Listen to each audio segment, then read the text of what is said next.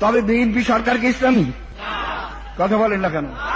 এই বিএনপি সরকারের আমলে তাসলিমা নাসরিন যে কোরআনের বিরুদ্ধে কথা বলছিল, তার বিরুদ্ধে আমরা আন্দোলন করতে গিয়ে আমাদের আরমানকে শহীদ করেছে। কথা ঠিক?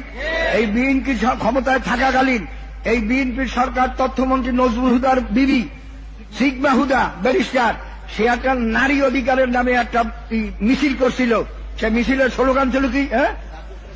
হ্যাঁ, জাতীয় পরিষ্কারের সামনে সমস্ত পত্রিকা আসছে। সেই মিছিলের স্লোগান ছিল, দেহ আমার, সিদ্ধান্ত আমার, আমার দেহ আমি দেব, যাকে ইচ্ছা তাকে দেব।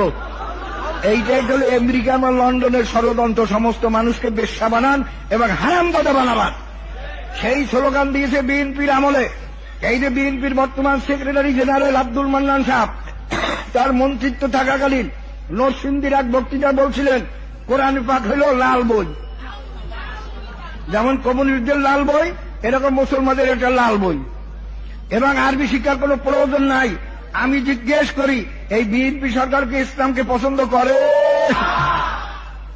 এখন ভাইরা এদের সঙ্গে ঐক্য করে আমরা কি আন্দোলন করলে ইসলামী আন্দোলন হবে না ইসলামের বিরুদ্ধে আন্দোলন হবে? আপনারা তো শহরের লোক প্রায় শিক্ষিত, আপনারা চার দলের নেতাদের ঐক্য চুক্তি না? হ্যাঁ, যুক্তি ইশতেহার। এই চার দলের যুক্তি ইশতেহার আপনারা দেখেছেন, চার দলের, এবং চার নেতাদের স্বাক্ষরও আছে। ওর ভিতরে একটাও ইসলামের কথা আছে? থাকলে বলেন। ইসলাম বিরোধী কথা আছে। শাসনতন্ত্রের মূলনীতি এবং গণতন্ত্রকে রক্ষা করার জন্য আজীবন চেষ্টা করে যাবে। এই শাসনতন্ত্র ইসলামী না কুফরি? বর্তমান গণতন্ত্রের দেশের যে আব্রাহাম লিঙ্কনের গণতন্ত্র চলছে, এটা ইসলামী না কুফরি? এই কুফরি শাসনতন্ত্র, কুফরি গণতন্ত্রকে রক্ষা করার জন্য চেষ্টা করে যাবে। এতে আমাদের গোলাম আজম সাহেব এবং হযরত সাইকুল হুজুরও স্বাক্ষর করেছেন, কিন্তু তার ভিতর ইসলামের কথা একটাও নাই। ভাইয়ের আমার, এই যে চার দল একাত্র করে তারা কি হয়েছিল, আমরা লিয়াজু কমিটি করেছি শুধুমাত্র এই সরকারের পদত্যাগ ঘটাবার জন্য। কি কথা ঠিক? এখন তাদের আন্দোলন কি পদত্যাগ ঘটাবার জন্য না নির্বাচনের জন্য?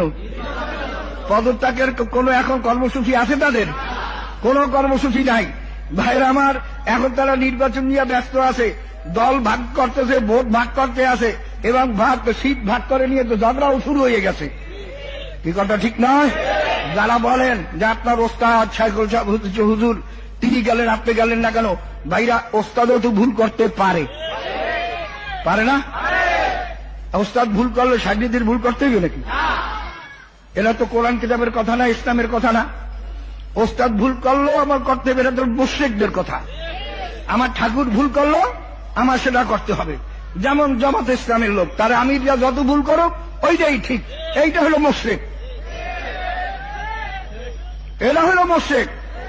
কি মনে করি, যদি জামাত ইসলামের ভুল সংশোধন করে ওলামায়ে কেরামদের নিয়ে আজকে যে কটা ইসলাম দলের সভাপতি একত্রে আন্দোলন করি, এক সপ্তাহের ভিতরে ইনশাআল্লাহ বাংলাদেশে ইসলামী হুকুমত কায়েম করা যায়। আমরা সে পথে না গিয়ে, ভুল সংশোধন না করে, বরং মহিলার আসলে গিয়া ইসলামী আন্দোলন কায়েম করা কি কোনোদিন সম্ভব হবে?